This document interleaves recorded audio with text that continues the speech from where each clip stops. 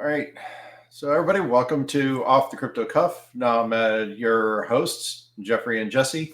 Roundtable where we have a discussion and try to invite conversation, and where everybody can help educate each other.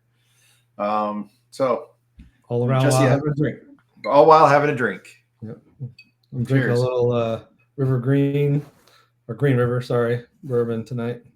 Okay. It's a new one I'm trying. I just opened it for this. So. And I'm still working on the Whiskey Pig. Whistle Pig. Whistle Pig. I'll probably never say it right. You'll never say it right. Yeah. Cheers. Yep.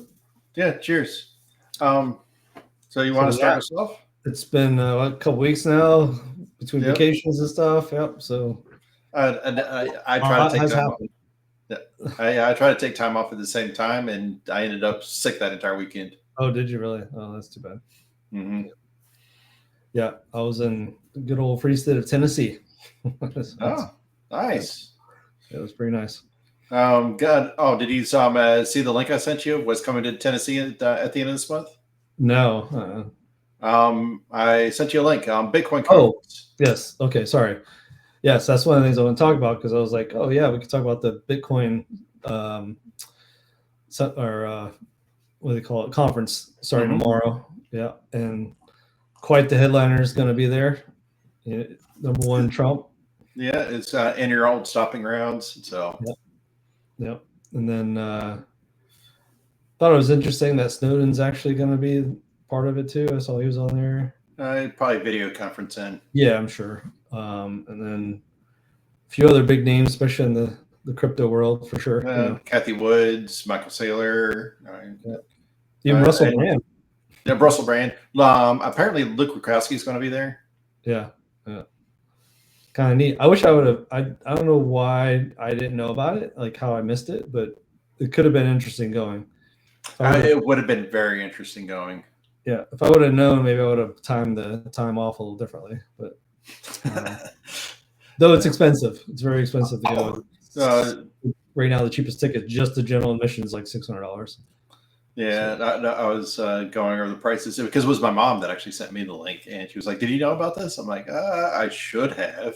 Yeah, I don't follow Bitcoin enough though, too, really.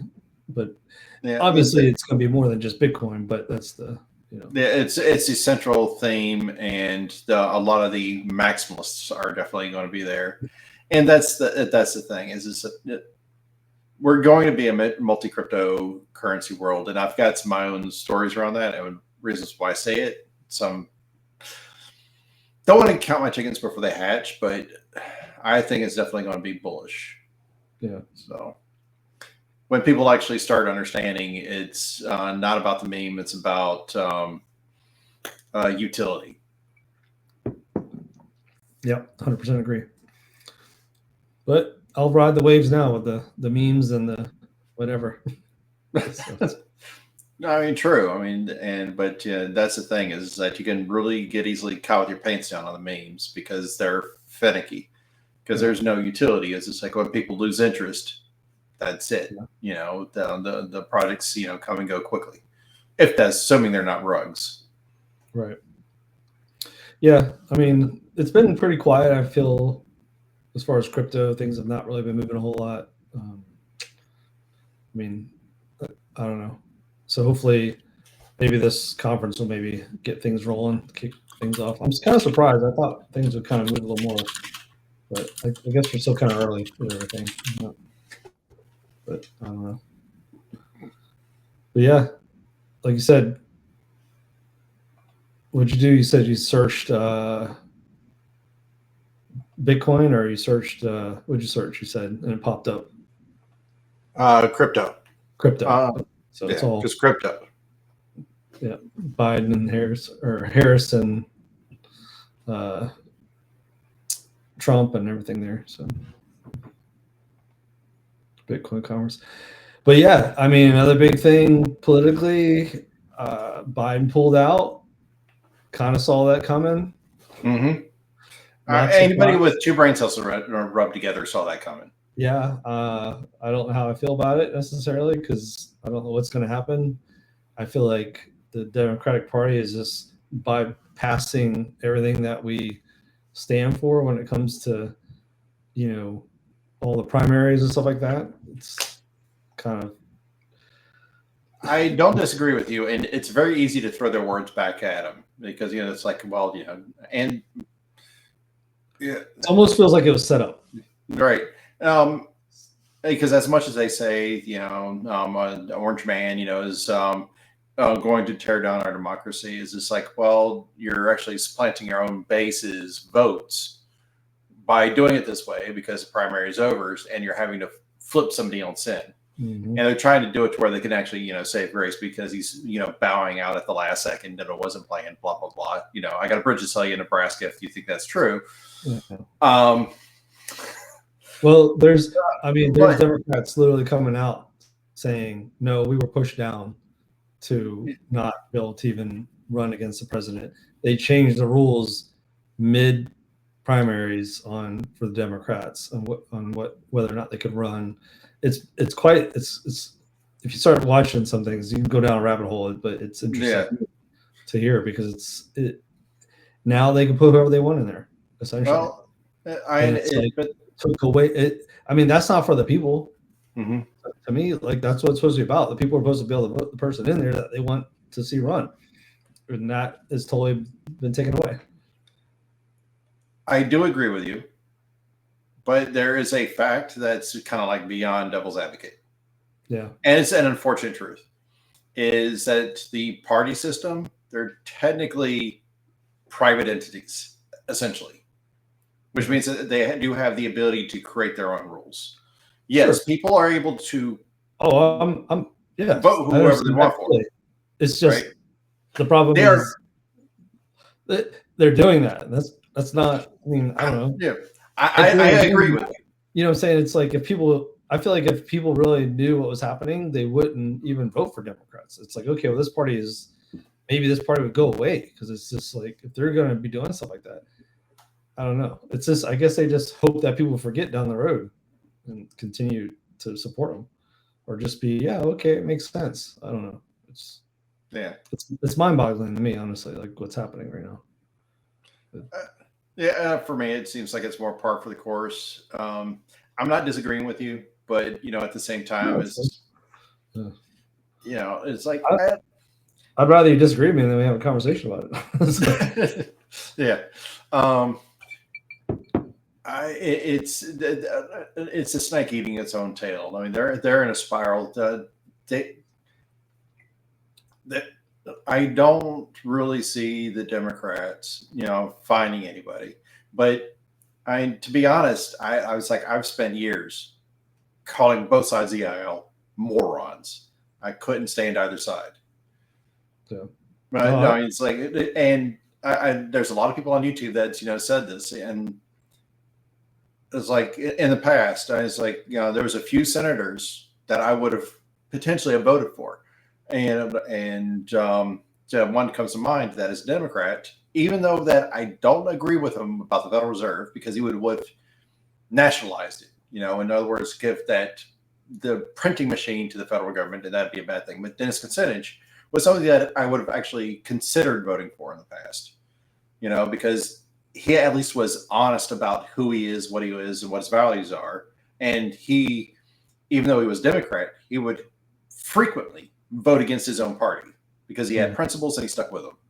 And that's all about. It's like, do you have principles? Do you stick with them? And what are they? Yeah. And that's what I look for. And the problem is that the left did this and they kept moving, and I've been stationary. It's the same thing Elon Musk said. It's, it's a lot of what everybody said. I mean, look at Donald Trump. And he grew up in New York. He's not a true blue. I mean, he's not a true red Republican. He's more, progressive. Yeah. But he's the closest thing that we got to a conservative than half the conservatives that are in Congress right now. It's but he was. I think he was, and he was originally registered as a conservative, but when he decided he wanted to run, he had to register as a Republican. Mm-hmm. Democrat, and you chose Republican because to be able to even have a chance to win, you got to be one of the two. Mm-hmm. So this is like Ron Paul. I mean, he said the same thing. It's like he came into office as a Republican. He left for a little bit. When he came back, he tried to be independent, couldn't make it in, and then when he tried again, he went in as a Republican and won, because that's where the dollars are. That's where the advertising is. And it's the unfortunate thing, and that a lot of these people get stuck into the two-party system. It's like, well, someday I would like to see, at a bare minimum, I would like to see the U.S. ballot system have no D's or R's on it. Yeah. No affiliation. You either know who you're voting for going into that booth, or you're doing it blindly. Yeah. Because at least that solves the down ballot problem. Right. No, that's valid. That's a good point, because that is part of the problem. I think a lot of people just go in and vote their party because that's their party. Right. And they do it uneducated. They don't know what the principles are. They don't know who they're voting for. They don't know what they're going to be doing. They just do it because they think that the person that has, that affiliation has their best interest in mind. Yeah. And that goes for both sides. Oh yeah, 100%. Yeah. I mean, I voted for, not president, but like other, smaller stuff like local seats and stuff like that. I voted just because they're Republican versus the Democrat, even though I don't know who they were. It's just because you're not fully educated on. Like I didn't go to vote for them. I went to go vote for the president. So I wasn't educated on all the other stuff. That wasn't. Yeah, and that almost lends to another problem. And I don't know where I'm getting this quote from. This is not a me original, but I completely agree with it because I can remember this. And it's insane that we're in this position, and this is Congress's fault, or you can actually blame people for actually voting these idiots into office. Is the office of the presidency should have so little power, it doesn't matter who's in that office. Mm-hmm. Not so much power, it doesn't matter who's in that office. Yeah, I know what you're saying. So, it's kind of that way, Yeah, and a lot of it is just that, Congress passed a law that created these agencies that are then managed under the executive, which expands executive power because that's where they're actually controlled under, because he's executing them, pushing through these orders to say, hey, you will follow my policy through this. Most of these agencies shouldn't exist. It should actually be debated in Congress, passed or failed in law. That's where regulation should begin and end. Yeah, in my opinion. I don't know. A good leader, a good president knows how to pick good people that can work for him, and he trusts them, and then and leads them to provide the information he needs to, or she needs to, make decisions. And that's and because you can't know everything. That is a very true statement. But then again, I go back to what I said. It's just that the office of presidency should have so little power, it doesn't matter who's there. The only time they should really have power is when there's actually a declaration of war, and that actually starts from Congress. Yeah. Because again, it's like the only time that the president actually has any real power, it actually starts in Congress. Here's your spending bill, you have power. Here's your declaration of war, you have power. But then again, when they pass those things, the spending bill, there's a clock on it. When there's actually a declaration of war, when it's actually done correctly, there's objectives and a stated end. Right. There's nothing that's infinite or ever should be. So we have a decades problem that actually led us to this place. Yeah. Well, I think too, like the problem is the president has over the years have controlled too much for the state. The states should be, the states are supposed to be independent to themselves, to an extent. And that's one of the things I liked about Trump is that he actually applied that a lot, was allow the states to make decisions on stuff. It's like, I don't need to be involved. That's a state decision. And I don't know. I think, that's what used to be ran a long time ago, very much so, and things ran fine. Yeah. And we've brought this up before and I can't remember which amendment it was, and I probably should look it up and try to memorize it. But when senators went up for popular vote, that's when states truly became less important in the federal government, because now people are overrepresented, because now people are voting in both the House of Representatives and the Senate. The House of Representatives exactly is what is that is what it sounds like. You know, it represents by popular vote the people that put them in power. The Senate was supposed to actually represent the interest of each state, you know, and it was basically the state's legislatures that were supposed to appoint these people. So that way, if you didn't actually follow what the state legislatures wanted, or what the state governor, or in combination of, didn't want, then those people could easily be recalled and replaced. Right. You know, I mean, think about the number of bills that would never have passed because they were against state interest. And we just don't have that because the people are now overrepresented. Yep. All right. Now, well, politics aside, we can twist that over to, we're into the Bitcoin or, crypto world is if Trump is elected, I do feel like crypto could be a completely different situation than what it is right now. It's amazing that it's so polarized. Yeah. It's just like, it's amazing. It's like anything that Trump is, for, or whatever the left is for. I guess he goes that, well, wait, I don't know what happens first. It's like the chicken and egg. Yeah. But it's like now the conservatives are staunch for, and the Democrats are staunch against. And the Democrats have been staunch against for quite a while. Yeah. And they've been hindering this for. I'm sure that there's, reasons, and I've actually tried to explain some of the reasons to my mom recently. I don't know how right I am, but part of it has to do with protectionism, is protecting the banks, protecting the Federal Reserve, protecting basically the U.S. dollar. Because how disruptive can this, technology not just be to, the generalized market, but how disruptive could it actually be to the government and the strength of the dollar? Right. Well, those become legitimate questions. Yeah. Yeah, I guess time will tell. It's going to be an interesting year. It's going to be a very interesting 4 years, regardless. Yeah, true.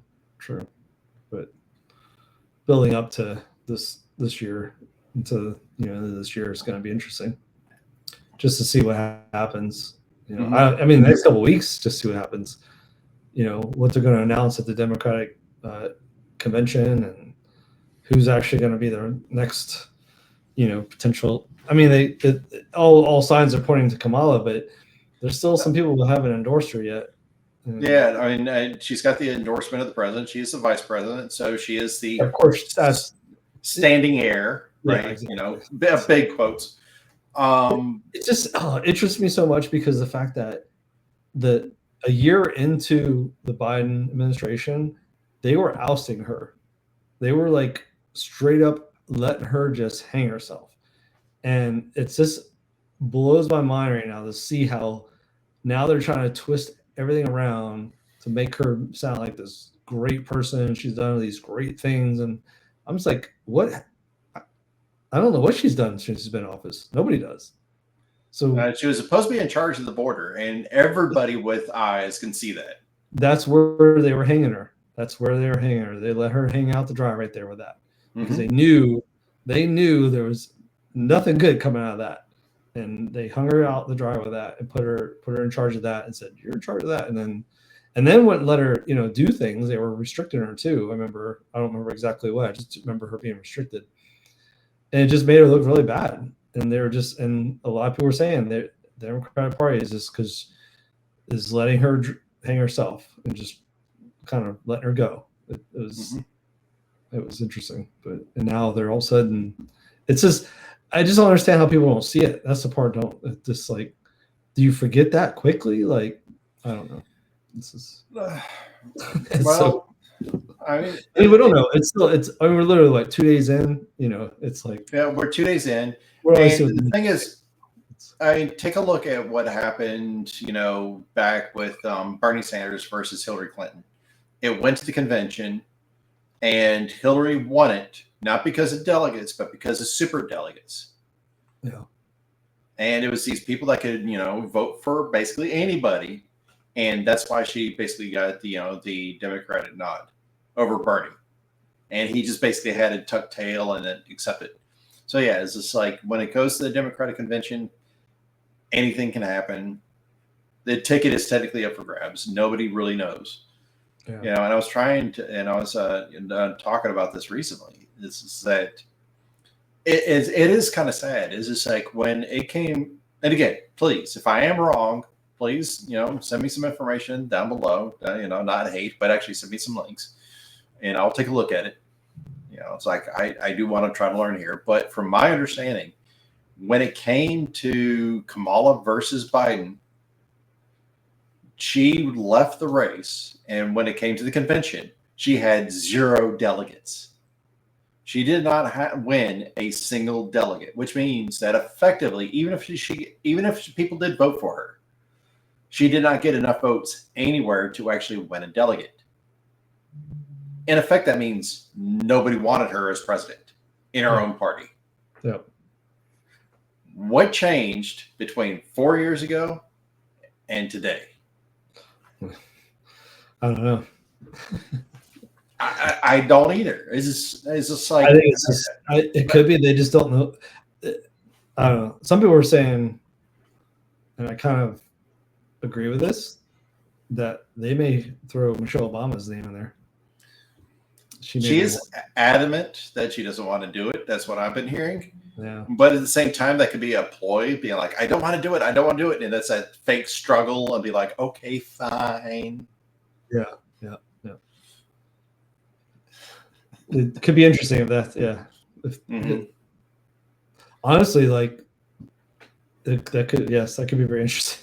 I don't know if I'd want that or not. Honestly, like I think the Obamas are very much about they were nice people, don't get me wrong. I really think they're really nice people. I think I don't think Obama's a very good leader because he was just nice.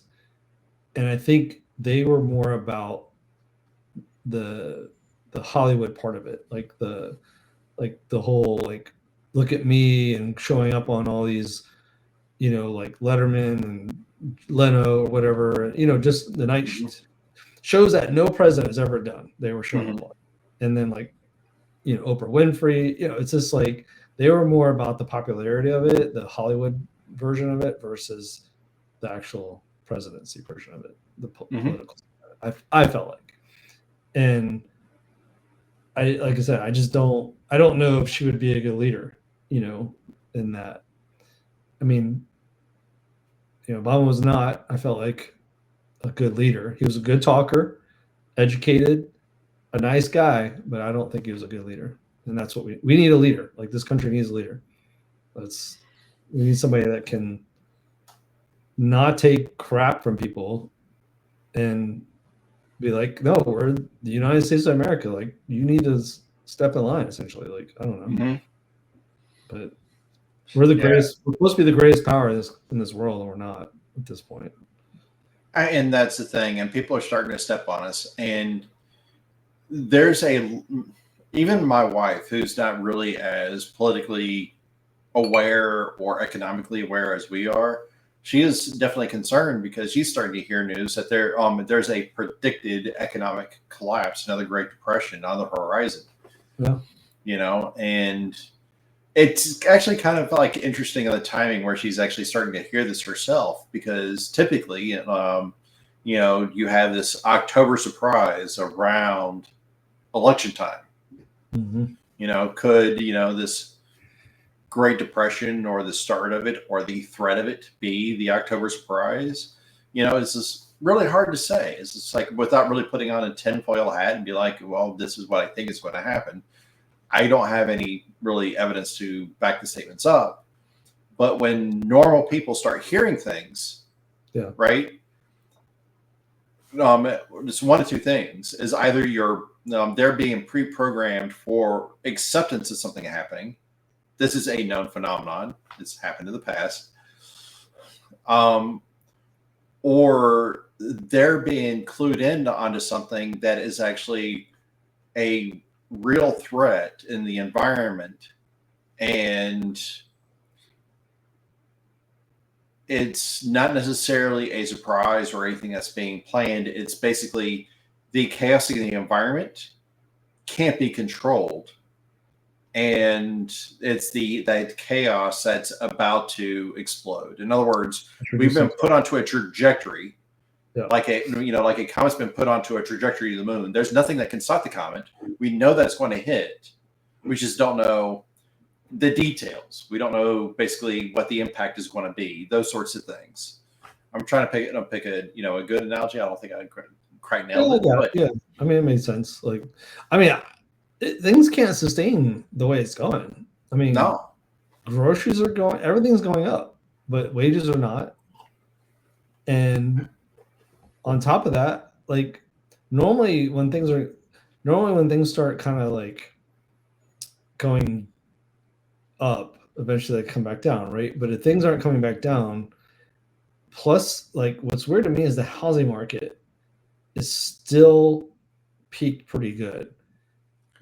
Even with the interest rates being so high, and a lot of it has to do with because the rates people got into back during COVID at 3%, they're not going to sell. They don't want to sell.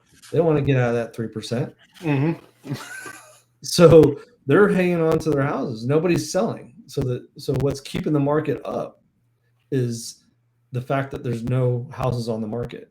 So when a house gets on the market, people are willing to pay whatever because they're like, hey, I want to get a house. I want to buy a house, and it's just kind of that right there is mind-boggling to me because rates are not going down. If anything, I think they're the highest they've been in 15, 20 years. I don't know. Like I'm trying to think when we were sitting around 6-7%, before. I want to say it was early 2000s. So nobody's gonna doing refinancing. Nobody who owns a house is going to buy a new house because they're sitting in those 2, 3, 4, 5% or 3% range, and they're not willing to give that up because why would they? Now they have they have that kind of safety net of like, hey, my payment's low in the house. I'm gonna go over here and double my basically try to like go to a bigger house, but you're gonna like 3-4 times your payment, and people just can't afford that. On top of groceries being twice the amount, just going out to dinner is ridiculous these days. It's crazy. So it's something's got to give eventually. Right now, and that turns into a lot of the problems. And the other half of the problem is that I forgot which companies are involved, but there's a lot of corporations buying up housing left and right. And that also takes them off the market pretty quick. And a lot of times it's either a cash offer or they're basically overbidding the house to make sure they get it, and they're pricing other people out of the market. What was that one guy we used to watch? I don't really watch him anymore, but he talked about stuff like that. And he talked about what was the company? I think it was like Zillow or something buying. Mm-hmm. Are you talking about the Economic Ninja? Yes. Yep. Okay. He was talking about how they were buying up all these houses, because they're cheap. They're able to buy them and they're hanging on to them. Mm-hmm. I'm kind of wondering what happened to that. Like, are they unloading them now? But sporadically? They would have to sporadically, because if they flooded the market, they would collapse the market. Yeah, it would collapse themselves, basically. Mm-hmm. Yeah, so they'd have to intelligently stagger them out. I don't know. I didn't take a look at it. I know. It's just something that just popped in my head. It's like, that's an interesting point because I think they were heading towards bankruptcy. If they went into bankruptcy, what are the conditions of it? There's a lot of things to take into consideration. I don't remember if it was Zillow or Redfin. It was one of those. It was Zillow. Yeah. Okay. I mean, they're still around. It's not like they went bankrupt. They didn't go away. But yeah, it's just I don't know. Something's got to give eventually, and it's just what's it going to be. I don't know. So Well, I mean, a lot of economists have been saying that we're in what's called the everything bubble. Yeah. You know, because before bubbles have been contained, and at least in our lifetime, we've experienced at least two. I think it's at least two. If Right? I've been pretty young on the first one. Yeah. Well, I mean, I think you're right. because the first real one that affected me in my adult life was the .com bubble. Okay. Yeah. Well, I wouldn't really pay attention to that one. That was well, I was actually A+, Debt+, MCP, yes, Microsoft certified instructor, and I didn't have 1 year experience. And when that thing collapsed, I was like, I don't have a job. I can't get a job.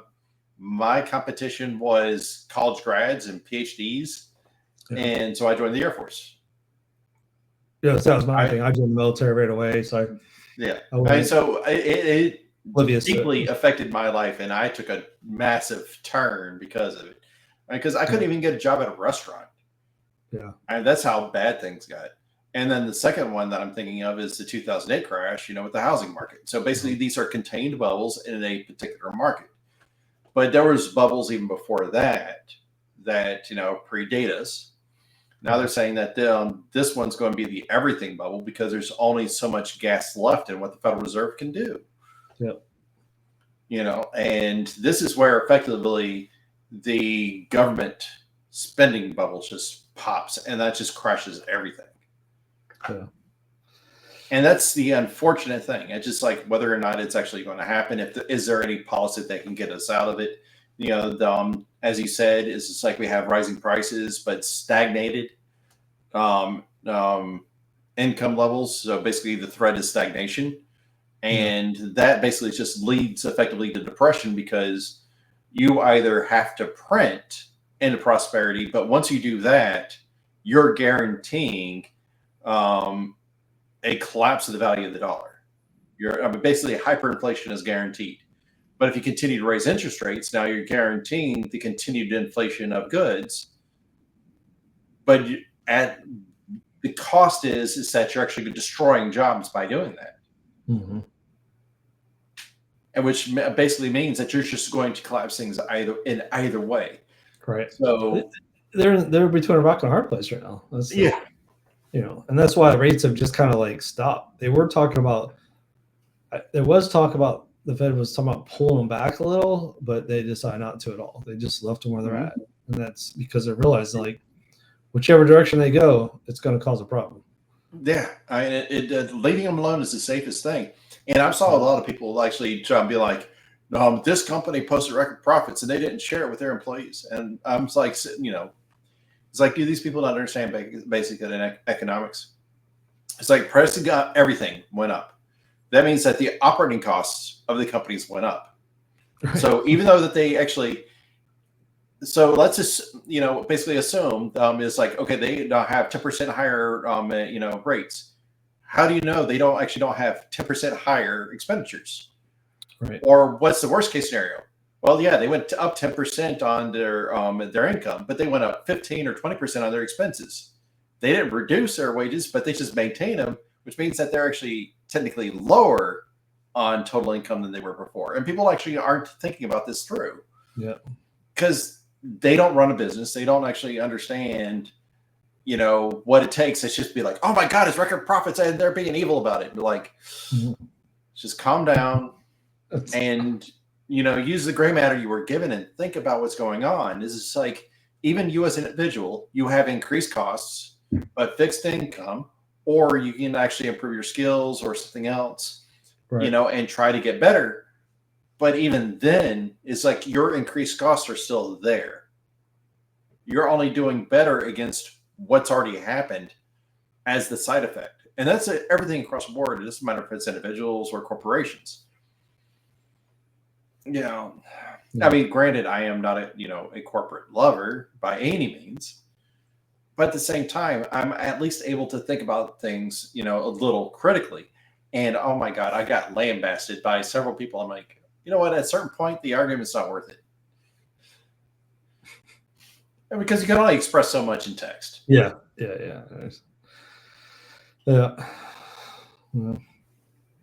Yeah. So I do have over here, I'm looking at the Fear and Greed Index for crypto. It's actually sitting out at 71, which is very green. It's very greedy. And it was only, and it said last month it was 55, which is kind of yellowish, kind of green. So about 2 months ago, it was definitely very fearful. So the market has been rebounding recently. Shifting a little bit, yeah. And definitely things dropped a little, so maybe people were thinking, "Oh, it's cheap, let's buy." Mm-hmm. So makes sense. Yeah, there was a lot of capitulation. There was a lot of consolidation. The consolidation is probably going to continue in the alt market. We'll see what happens during the speaking of the Bitcoin conference. So it's circling back and actually getting to specific crypto details there, because Trump is not necessarily, I don't think he's a maximalist. I think he's still very naive about the entire market. Yeah. And if I got the count right, actually, I think it's about 10 cryptos that he's actually accepting for donations to his campaign, which is actually kind of cool. So Bitcoin, Ethereum, XRP, there was a decent list in there. I'm going to say it. Unfortunately, Solana's in the list. So I think he's still kind of naive about the general market. Considering this is a Bitcoin conference, I'm glad he's showing up. I'm, to help educate himself. The potential fear is with people like Michael Saylor, being there. It's like, I hope he doesn't bend his ear too much, because I don't want Trump as a potential president to become a Bitcoin maximalist, because that shuts out a lot of innovation. Yeah. Because I don't think anybody's gonna have his ear that long. He's a very busy guy. Ram, if he, so. Mm-hmm. Yeah. Well, I'm empty. I do actually have one more thing that I want to bring up at the tail end of this, because I can't remember if we talked about this already. Did we actually talk about the MasterCard coming to the Pair Wallet for Algorand? Yes. Okay. So Algorand is the Cypher event, and James Allen Woods actually talked about it. It's in testnet, and apparently it's actually coming out soonish. I don't know exactly what date it's going to be coming out. So, okay. When we're actually talking about ease of use, I'm like, yeah. I mean, that's what's going to help. Like we said, utility. And one thing that he actually mentioned on that stage, I only saw and I heard about like a 5-second clip. I actually want to find that and actually listen to the whole talk about it. Is that the company that actually did the integration originally did it on Ethereum. And the reason why they're actually coming to Algorand is because Ethereum's finality rate. It's expensive, and it's slow enough to where there's a potential for there to be a double spend by the end user. Whereas Algorand, you have near instant finality. Yeah. And the transaction is dirt cheap. Yep. And the integrator loves both those things. Yeah, of course. Yeah. Again, it goes back to that talk, mean versus utility. Yep. Exactly. All right. Close this out. Yep. All right. Well, I'm Jesse. This is Jeff. Till next time. Till next time. Have a good night.